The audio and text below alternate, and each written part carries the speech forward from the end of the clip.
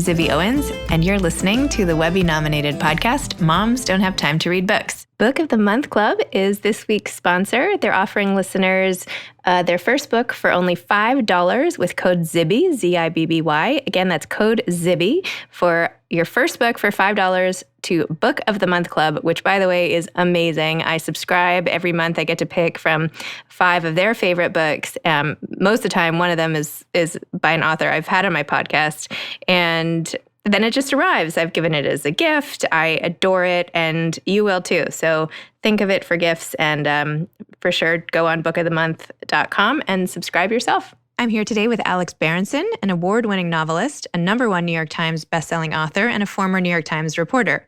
His latest book, Tell Your Children: The Truth About Marijuana, Mental Illness, and Violence, is his second nonfiction book. His debut novel, The Faithful Spy, based on his time reporting in Iraq, won the Edgar Award for Best First Novel. He's written a total of 12 novels and 2 nonfiction books. The Yale graduate, Alex currently lives in the Hudson Valley with his wife and children. So welcome, Alex. Thanks for coming on Moms Don't Have Time to Read Books. Zibby, thanks for having me.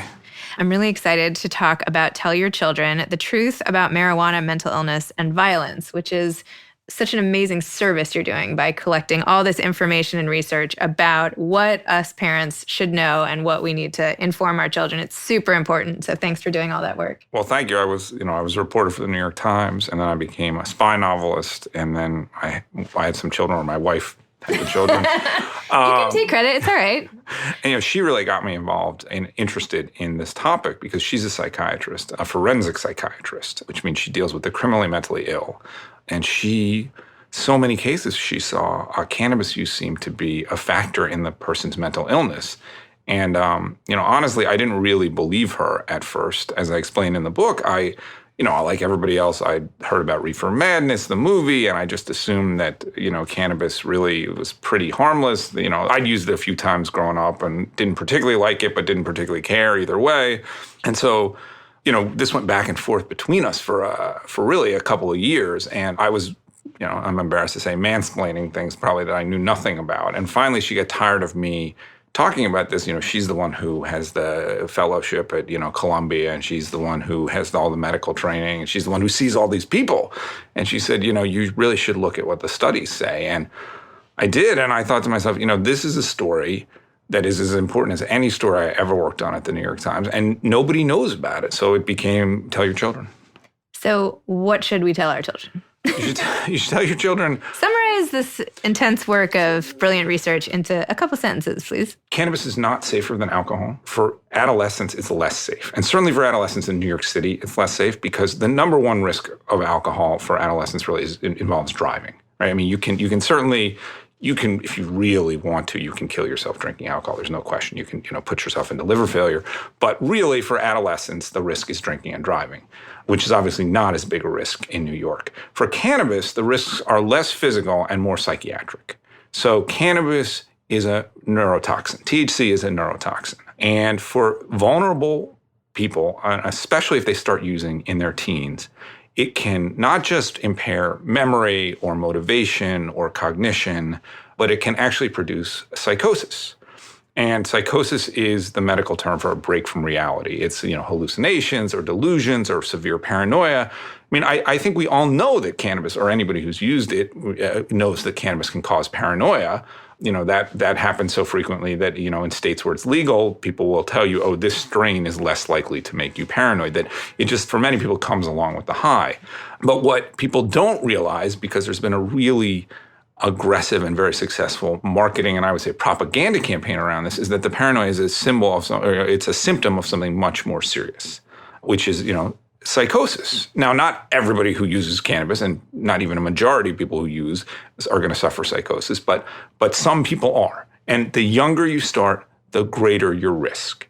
14 is better than 12, 16 is better than 14, 18 is better than 16. Really, this is not a drug people should be using before their 20s, if they're going to use it. And the other thing that parents need to know, this is true even if you're only in your, I would say, late 30s, but certainly if you're older than that, is that it is really true that the cannabis and THC products that are being used today are totally different than what you might have used as an adolescent or in college or in your 20s. It is a different world. So Cannabis in the 70s, most of it was 1 or 2% THC, and it had a measurable amount of CBD. And we can talk about what THC is and what CBD is. But the short version of that story is CBD is non-psychoactive, and it helps counteract the effects of THC. That's what the science basically says now. These days, if you go into a dispensary and you buy cannabis, it's likely to be 25% THC, no CBD. But even worse than that, a lot of people prefer to use what's called wax or shatter or edibles. This is all just pure THC or near pure THC that's been extracted from the plant. So wax and shatter are, and it does look like wax, it's a sort of semi-synthetic gooey product that gets extracted from the plant that you smoke. It's basically just smoking THC. And this is one reason when people say this is a natural, it's a plant, it can't hurt you.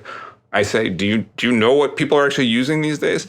And edibles are obviously edible, and they get processed through your liver into a more psychoactive form of the drug. So, okay, this is a long background, but in 2 sentences, what I would say to a parent of an adolescent, 3 sentences. 1, don't think that this is safer than alcohol. It's not. It's not a good substitute for alcohol. 2, tell your child to delay using this. And even if you used it, understand that it's a different drug. And 3, with the synthetics and with the edibles, know that the sort of classic signs of the smell, the red eyes, they may not be there. So your child might be using a lot of THC, and you're thinking, oh, I don't smell any pot in the house. No, you don't. But it doesn't mean that your child is not really hurting him or herself. Okay, now I'm totally terrified as a mother who has 12-year-old kids. After doing all this research spanning 150 years of history and science, what do you see as the link between marijuana and mental illness? Because in Chapter 11, you say the link between marijuana and mental illness is controversial, but the link between marijuana and violence isn't. So how does violence and this psychosis, explain? Okay, so there's sort of 3 issues here. On one, the science is unequivocal, and that is cannabis can produce transient psychotic episodes. There's just no question about that. If you give people THC in a lab, some of them will get psychotic. And they won't stay psychotic forever. Okay. B, can cannabis produce permanent psychosis in people, permanent psychotic conditions in people who otherwise wouldn't have developed those?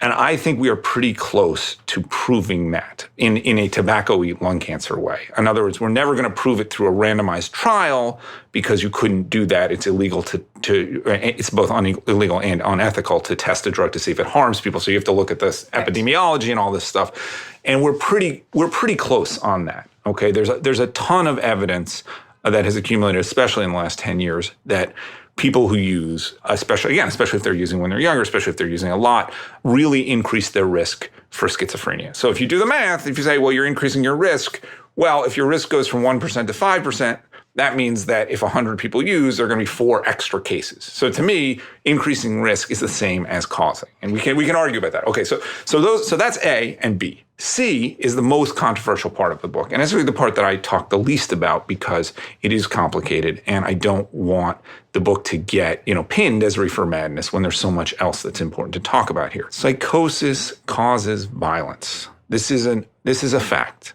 Okay? It has been demonstrated in epidemiological study after epidemiological study. Unfortunately, our prisons and prisons all over the world are filled with people with schizophrenia. The best studies show that people who have schizophrenia are about 20 times as likely to commit homicide as healthy people. And, just in New York, a few days ago, there was a terrible crime in Chinatown where a man who almost certainly was psychotic based on what the police have been saying about him, beat 4 people to death with a metal pole. Before homeless people. Yes, he was homeless, and it was it was random. It was incredibly aggressive. He was ranting and raving, according to the police. That all stinks of psychosis. Okay, psychosis causes violence. Unfortunately, advocates for the mentally ill hate talking about this. So what they say is, people with mental illness are not more likely to be violent than people in the general population. That is true if you include people with sort of mild depression and mild anxiety. That's half the country. It's literally half the country. So that hides the real risk. The real risk is in people with psychosis. Psychosis is a terrible illness, and it makes people do terrible things, unfortunately. Cannabis causes psychosis. Mm-hmm. It is reasonable to make a link between people becoming psychotic as a result of cannabis use and people becoming violent as a result of psychosis. But the link is actually closer than that. There is, because the kind of psychosis that cannabis produces is so heavy on paranoia. And, psychiatrists, they've done a lot of work about this issue because it's so important, right? If you think about modern society, one of the most important things as a modern society, or as any society, is the prevention of violence. Mm-hmm. So people spend a lot of time studying the causes of violence. And they even spend time studying what specific delusions or paranoid ideation makes people violent who have severe mental illness. And it's clear that paranoia is a driver of severe violence. So you put all of this together and then you look at the individual cases, and it becomes harder and harder to argue that, oh, this is nonsense. And, I get stoned and I sit around and, the only thing I murdered is a bag of Doritos. Okay, true. You are not somebody who's consuming 100 milligrams of THC a day with an underlying mental illness. Okay, you don't have schizophrenia. You don't have bipolar disorder with psychosis. The violence is often around those, unfortunately, it's around those people. And so this is a drug that can cause mental illness, it can cause paranoia, and it can worsen the kind of mental illness that's likely to produce violence in people with mental illness. You put all that together, you have a bad combination. Now, the cannabis lobby hates talking about this. They hate it because, they hate it because they know that if people really understood this, it would be bad for efforts to legalize. Now, by the way, you can know this and say, okay, look, in one case in 1,000 or one case in 10,000, there's going to be something bad that happens to a regular user. And we could debate what the numbers might be, but Is that like Richard Kirk? Yes, Richard Kirk. So that's a really interesting case because he didn't really have pre-existing mental illness, but he had a vulnerability. And this is one of the many stories you tell about specific people that makes this book more narrative, not just like a fact-based frenzy, but an actual, like a very compelling narrative, including stories like Richard and his wife Christine and calling 911. So Richard Kirk is a guy. It's a very interesting case because he's somebody who had a transient episode of cannabis psychosis. I actually met Richard in a prison in Colorado, talked to him for several hours. It's interesting to talk to somebody who's killed another human being because, especially for a long conversation, I don't know what it would be like to be a lawyer who had to represent one of these people because it's like, it's normal. And then he says something like you killed somebody. Like you shot your wife in the head with your child there. You're actually not normal. You've done something that almost no one has done. Right. And, but going back to Richard. But if Richard is normal, and let's just say anyone else out there who believes themselves to be normal, yes, and you have an episode of psychosis caused by a drug that you take once, yes, and you commit horrendous crimes, yes, and then you never take the drug again, are you not normal? So it's a really good question, right? So he has a family history of psychosis. I believe he has a brother who has schizophrenia. He had used cannabis in the past, and it tended to make him paranoid. Okay, so he has these sort of red flags, and he's a bit of a scammer. Okay, he's an opiate addict, not a severe, not like he's shooting heroin, but he's got a problem with pills. Okay, he's got a back problem and a problem with pills. He's in mild withdrawal, and this is all in the book. But he goes and he gets himself a cannabis candy, an edible, which is a more dangerous form because once you eat that candy, you are on the ride. If you're smoking a joint, you get high, you get too high, maybe you just forget to smoke anymore, among other things. But, you can titrate it is really the pharmaceutical term. With an edible, you're on the ride. And the joke about edibles is nothing's happening. I'm going to take another one, nothing's happening. Take me to the emergency room, right? Like that's really and that's what happened to Richard Kirk. So Richard Kirk is a guy, he's got a family history of psychosis. He's got this, he's had these issues with this drug on the rare occasions when he's used it. He's in mild opiate withdrawal. He takes an edible and he gets extremely psychotic. By all accounts, he starts ranting and raving. The world is ending. He jumps out of a window onto his deck. He jumps back into the house. He's got 3 kids. Mm-hmm. And he's got a gun in the house. And, does this happen if he doesn't have a gun in the house? Probably not. Now, maybe he stabs his wife to death. Who knows? But he has a gun in the house. He gets the gun. His wife is calling 911. These are nice middle-class people in Denver. The cops are not treating it as a priority. And then he walks up to his wife and he shoots her in the head. And he just kills her. And, he destroyed his life. He obviously killed her. He's never going to see his kids again, most likely. He's in jail for 30 years. And why did he do that? Well, if he hadn't been psychotic, he wouldn't have done that. Now, maybe he would have been violent in some other way, but he wouldn't have done that to her that night. And now he's sane again. Mm-hmm. So in some ways, Richard in some ways he's both a good example of the dangers of cannabis and a bad example, because what he did is kind of a one-off rather than somebody who had sort of long pre-existing mental illness that was worsened. But at the same time, if we expose cannabis to millions of people, there's going to be more Richard Kirks. And there are more Richard Kirks out there. So it's in the book. You see these cases. They just pop up, and the media doesn't make a big deal out of it. Usually in part because these are not, the Kirk case got a lot of attention because, again, this was a, nice middle-class family. But even in that case, there's not a lot of mystery. There's rarely mystery to a psychosis crime, because when you're out of your mind, you don't really usually spend a lot of time trying to escape or hide the crime or maybe you run away, but often, sometimes people don't even do that. The first case, the most terrible case of all the cases in the book, is the story that opens the book, mm-hmm. of Rhina Thiaday, who is a poor woman in Australia who has lots of stressors in her life. She's got I think 9 children by 6 or 7 men. I don't think she's Aboriginal. I don't think that's the term. She's what's called a Torres Strait Islander, mm-hmm. which is a poor community. It's a marginalized community in Australia. And she has all these problems, and she's smoking cannabis every day for more than a decade.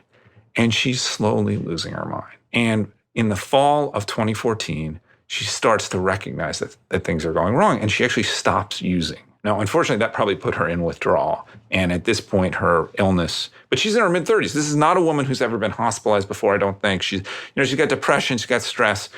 But at some point, she became openly psychotic and started behaving in ways that the neighbors recognized was odd. She took all the furniture out of the house. It's interesting you talk about the narrative in the book, because the first draft of this book, I wrote it, and my editor, I think, correctly said this was a mistake. He said, I wrote it from her point of view. So it's written from inside her head as she's losing her mind. Ooh. And my editor was like, this is just too much. Like, this book is going to be too controversial, too difficult to convince people to take it seriously. You cannot write it this way. That could be your next novel. It's hard. Not that you need more ideas. You've written like 57 novels. Hard to live inside these people's heads. Yes. But Rhina Thiaday lost her mind. Mm-hmm. And one night, her 2 oldest kids went out to, and it's Christmas time in Australia. It's summer. It's hot. It's northern Australia. It's tropical. All these kids living in this little house with these 3 ducks, and 2 of the girls go out and they say they're going to come. They're going to the mall. Mm-hmm. This Cairns, Australia. It's a medium-sized town, northern Australia. They don't come home. She freaks out. Finally, they come home. That night, she kills everyone in the house. She kills 7 of her children and her niece. She slaughters them. It's still not clear how she did this with nobody, because the neighbors didn't hear anything. She killed the ducks, and then she killed the kids. And then she went outside and she tried to kill herself, although not very seriously. And then she waited. And that was it. I mean, she didn't, and 8 children died, and nobody knows. Nobody knows about this. And it's not just because it's Australia. It's because she's poor and she's marginalized, and we don't want to deal with it. And we just want her to be in a mental hospital for the rest of her life.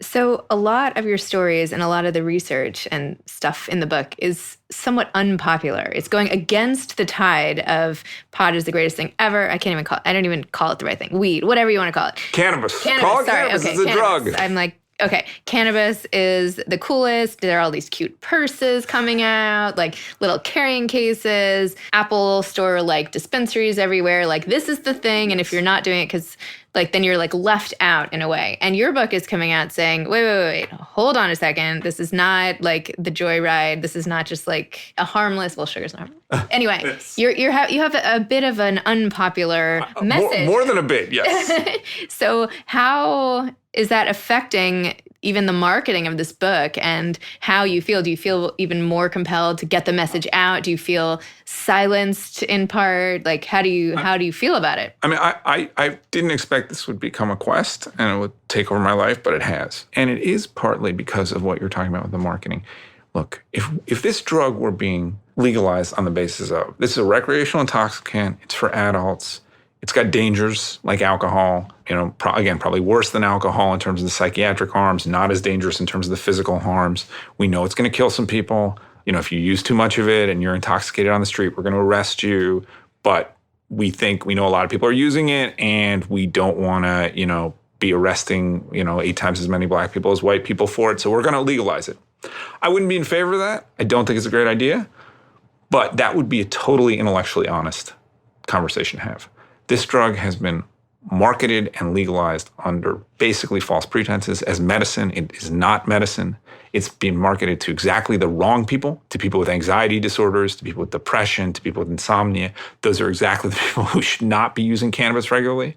Look, if I gave you, an 8-ball of cocaine, you'd feel better for a few days. But cocaine's not an antidepressant. Mm-hmm. And, a fifth of vodka might make you feel better for a week. But alcohol's not an antidepressant either. Using recreational drugs to treat psychiatric conditions is a big mistake. Mm-hmm. So I hate the way this is marketed, and I really hate the way it's marketed to moms. I really hate that. The statistics, and this is one of the things that people hate about the book more than anything else, is that rhinothiade is not, unfortunately, a unique example. The statistics show that if you look at child deaths from abuse and neglect in the United States, and the United States has terribly high rates of child deaths, more than any other industrialized country by far. Okay, if you look at those deaths, and it's the one kind of death that the states actually are supposed to really kind of do a root cause analysis. And some states are better at this than others. New York is actually not very good at it. Texas is very good at it. Florida is pretty good at it. Those states show that 30 to 40% of the deaths of children, and these are terrible cases, come at the hands of people who are using cannabis at the time or who have serious problems with cannabis, or both. That is more than alcohol by far. It's more than any other drug, including drugs like methamphetamine. Weirdly, actually, the opiates don't make people hurt their kids. Sometimes they make people die or pass out, and then terrible things, happen to their kids when they're literally, you can find cases where people die and then their children die in a crib. It's horrible. Okay. But cannabis, encouraging moms to use, or dads, but especially moms of young children to use cannabis, is the worst idea in the world. Here's what cannabis does to you, okay? It enhances your sensations. That's why people like it, right? It makes music sound better. It makes people like to have sex on it because it makes sex more exciting. It makes food taste better. It enhances sensation, but it dulls emotion. In that way, it's kind of the opposite of alcohol. Mm-hmm. Alcohol, it makes you emotional and weepy and happy. Cannabis just puts you in a corner feeling stuff yourself. It dissociates. Right? Again, it's this classic stoner who doesn't want to move. Mm-hmm. It can make you paranoid, and it certainly makes you lazy. What do I know as the parent of 3 young children? Young children are hard. They're a ton of work. And you need to be emotionally connected to them to be aware of what they need. Mm-hmm. A drug that has the particular aspects of cannabis actually couldn't be a worse drug for the parents of young children to use. And it infuriates me when I read these happy stories about moms using. Yeah. Okay. I'm sorry. I'm not using. I promise. Don't look at me. You got me on my horse about this, but I've just read too many horrible cases. So as parents, you have 3 kids. I have 4 kids. Yes. They are growing up. Yes. What do we tell our kids about, they're going to want to go try everything? This is do you go to a party, what do you do? What do we say? Don't ever try it. Do we say, try it, but here are the risks? Do we say, you might go psychotic and murder your entire family? Here's Alex's book. This can happen. What are you going to say to your kids? I'm going to say these are things that you probably shouldn't use, and certainly some of them are so dangerous that you shouldn't use it even once. I think trying cocaine once is a mistake because there's just too much risk that you'll become addicted even if you use it once. Methamphetamine, same thing. The opioids. Look, the opioids have some medical uses, right? If you're in severe pain, right. But cannabis. So cannabis is, cannabis is more like alcohol, right? It's a dangerous drug. It's going to eat some people, but the risks, on a population level are clearly lower than something like cocaine.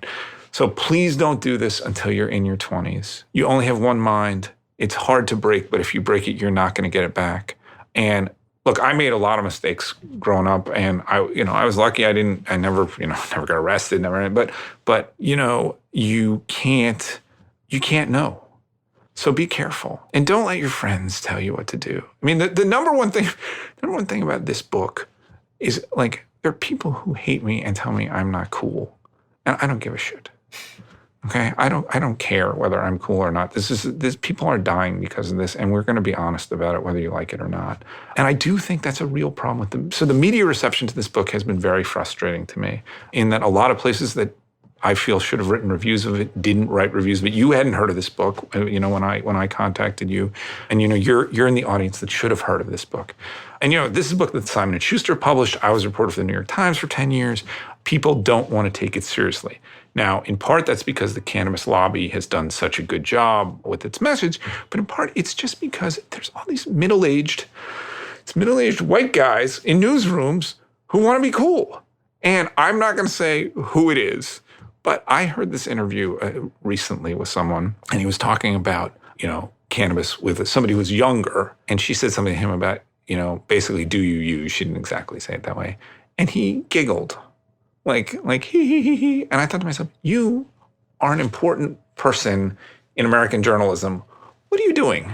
Like, why are you giggling about this? Like you're trying to prove you're cool to the person who works for you, who's half your age. There's much too much of that. It's almost like, so you feel there's a peer pressure element to it, even as middleged people. But yeah, especially now that I'm middle-aged, I understand there's nothing sadder than, knowing that it doesn't end. that you're never going to be 22 again. But you're not. It's time to be a grown-up. And sometimes I truly think that there's three kinds of people in the world: people who have children, people who shouldn't have children, whether or not they do, and people who are children.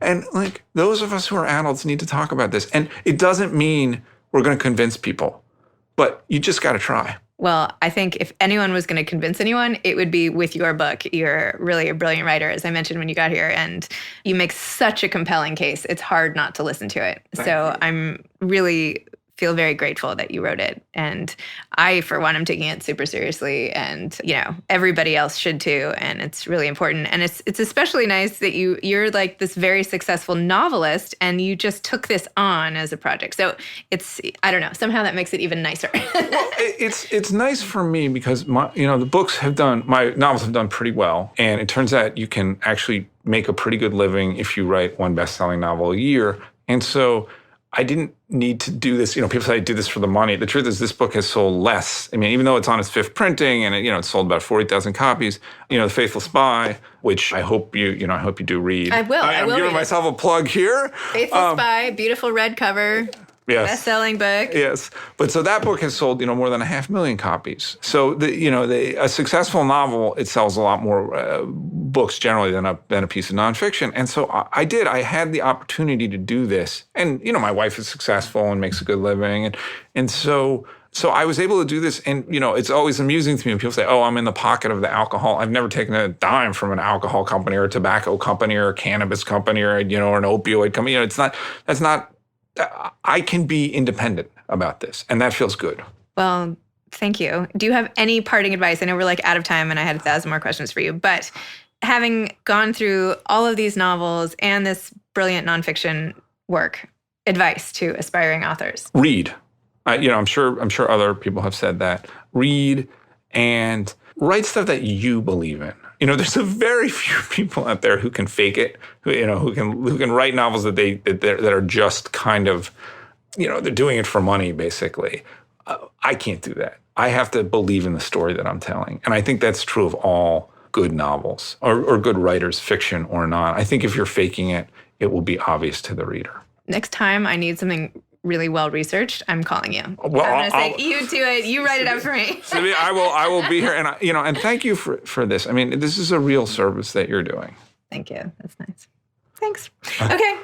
Thanks, Alex. This episode has been sponsored by Book of the Month Club, bookofthemonth.com. Enter code ZIBBY to get your first book for $5. Thanks for listening to Moms Don't Have Time to Read Books. You can follow me on Instagram at Moms Don't Have Time to Read Books. Thanks so much to Steve and Ryan at Texture Sound for the sound editing. And thank you to Morning Moon Productions for providing this fantastic intro and outro music. Thanks for listening. You could always email me at zibby@zibbyowens.com.